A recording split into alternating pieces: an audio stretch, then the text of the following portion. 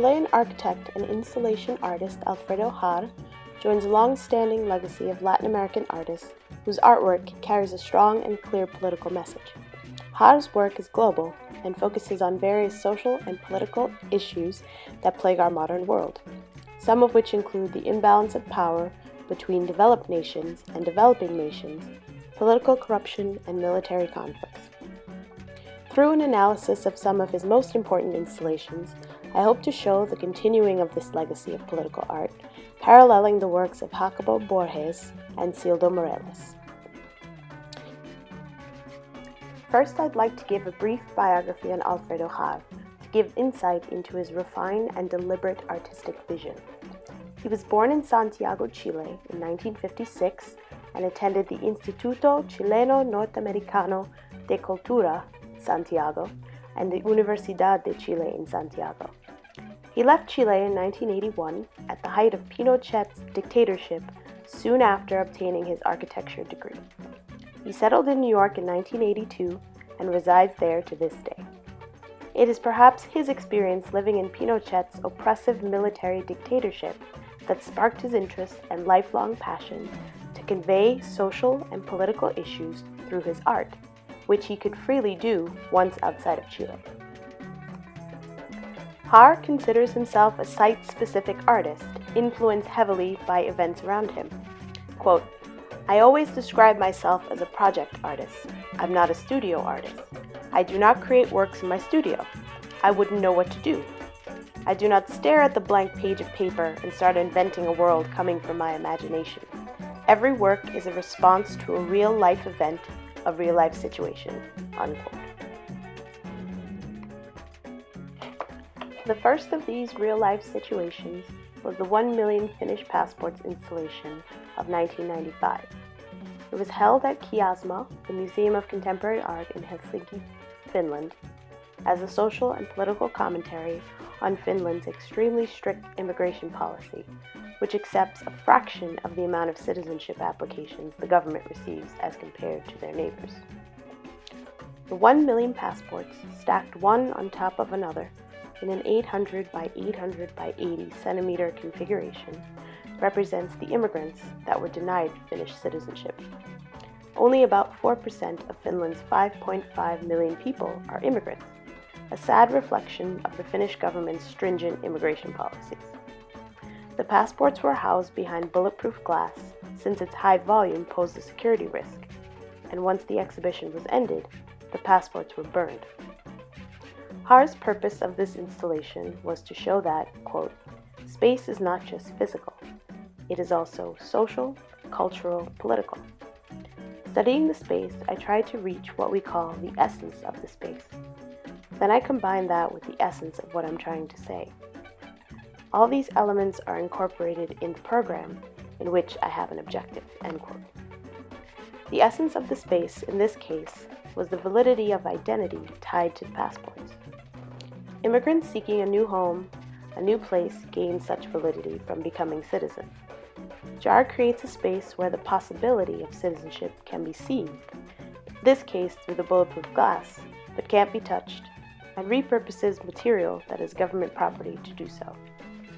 This idea is paralleled in Cildo Morelos' Insertions into Ideological Circuits 2 banknote project of 1970.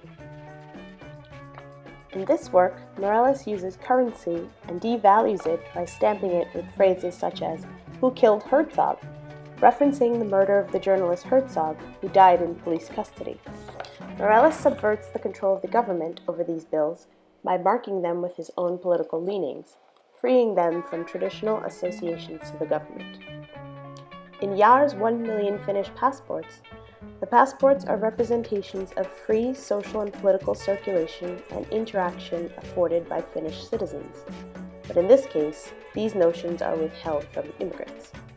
Without Finnish citizenship, they cannot move freely within and outside the Finnish borders and cannot participate in any social or political space.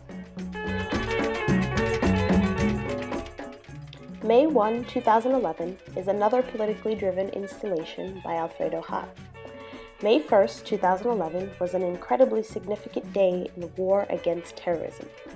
It was the day that Osama bin Laden was found and killed by a covert Navy SEALs operation. The installation, May 1, 2011, is comprised of 4 components. In essence, Jaar presents a scene within a scene. At the center of the installation is a photograph of the Situation Room, where President Obama sits among Vice President Joe Biden, Secretary of State Hillary Clinton, and many of their advisors as they watch the capture and execution of bin Laden unfold. The public, however, is not privy to seeing these events. Jaar depicts this unknown by placing a blank lit screen invoking a television screen where the live events are taking place hidden to the viewer, to the right of the photograph, and another blank screen next to the lit one in which the viewer can imagine and project what the president and his advisors are seeing. This aspect of covert operations occurring right under the nose of the public is present in Jacopo Borges' Nymphenburg, where he shows that real power is also hidden from the public. Borges' Nymphenburg is also a scene within a scene. The viewer is given access to the burned-out room in which 3 figures are engaged in somewhat nefarious behavior. This scorched room references the suspected CIA-assisted bombing of Chile's presidential palace in 1973. President Allende was either assassinated with the CIA's help or committed suicide, though that was never confirmed. Borges illuminates the invisibility of political power, having the viewer stumble upon a scene that should not be witnessed. This sentiment is evident in Jaar's May 1, 2011. While the participating members of this historical event are identified in a panel to the left of the photograph, the target and the violence associated with this event is not made to the public. With no images readily available to correlate the cost and damage of capturing bin Laden, there was no way to assess the true political reach of the U.S. government. In conclusion, Alfredo Jaar's installations continue the legacy of political art in Latin America, paralleling works by Silvio Morelos and Jacopo Borges. While he is Chilean, his art expresses political and social issues prevalent around the globe. In 2006, Jaar installed Infinite Cell, a series of jail cells, as a meditation on the horrors of the 21st century in his own native Chile, 25 years after leaving for New York. I end with Jaar's contribution to the Venice Biennale of 2013, the piece that intrigued me, Venezia, Venezia. Jaar's reimagining of the Giardini and its outdated pavilions, rising out of the water like a ghost.